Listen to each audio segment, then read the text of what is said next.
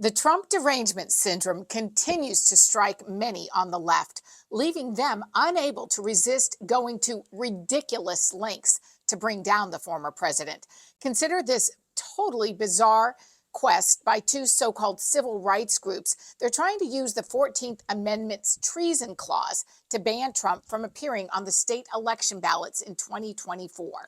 He and his fellow insurrectionists are disqualified from holding future public office under Section 3 of the 14th Amendment of the United States Constitution. We will never give up. We will never concede. We're going to walk down to the Capitol, and if you don't fight like hell, you're not going to have a country anymore. By inciting a violent attack on Congress in an effort to prevent the certification of his own electoral defeat, Donald Trump engaged in insurrection and violated his oath of office. Section 3 of the 14th Amendment, enacted in the aftermath of the Civil War, disqualifies from public office any individual who has taken an oath to uphold the Constitution and then engages in insurrection or rebellion against the United States, or gives aid or comfort to those who have. Donald Trump's words and actions incited a violent assault on our nation's capital. Free speech for people and Mi Familia Vota needs your help to ensure our election officials do their jobs. Sign our petition urging secretaries of state and chief election officials across the country to follow the mandate of Section 3 of the 14th Amendment and bar Trump and his fellow insurrectionists from appearing on any future ballot.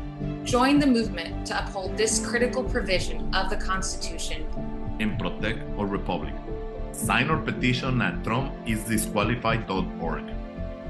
It's ironic, don't you agree, that groups which purport to support the First Amendment and other democratic principles would happily wield the power of the state to limit the voters' choices.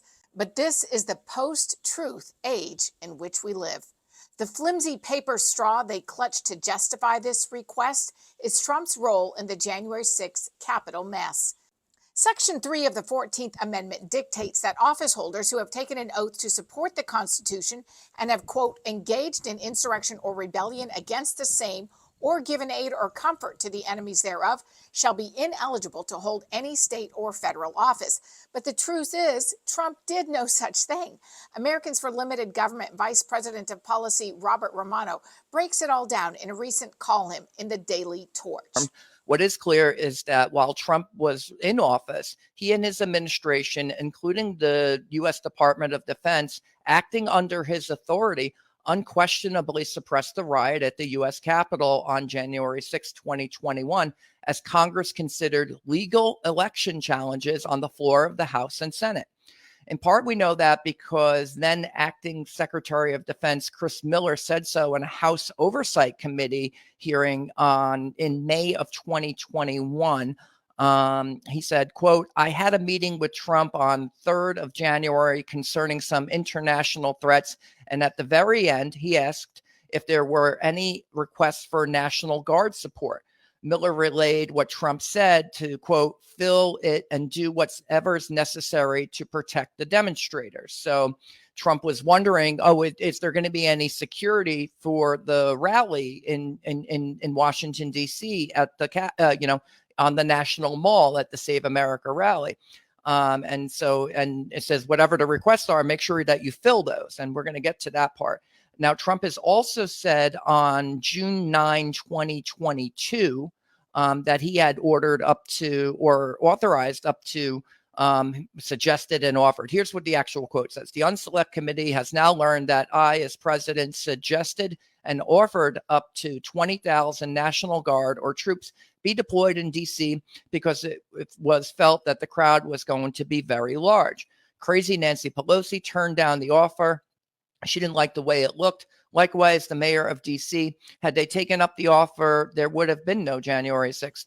The Hill newspaper reports that the Congressional Research Service has determined that the Constitution does not necessarily require a conviction for the clause to be invoked. But that is an untested and dubious legal theory, which would give secretaries of state unlimited discretion to block candidates for political purposes.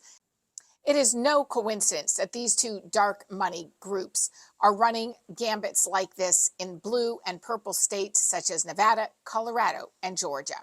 If you like what we're doing here at Americans for Limited Government, please like and share this video and comment. We would love to hear what you think. And follow us on YouTube and Rumble.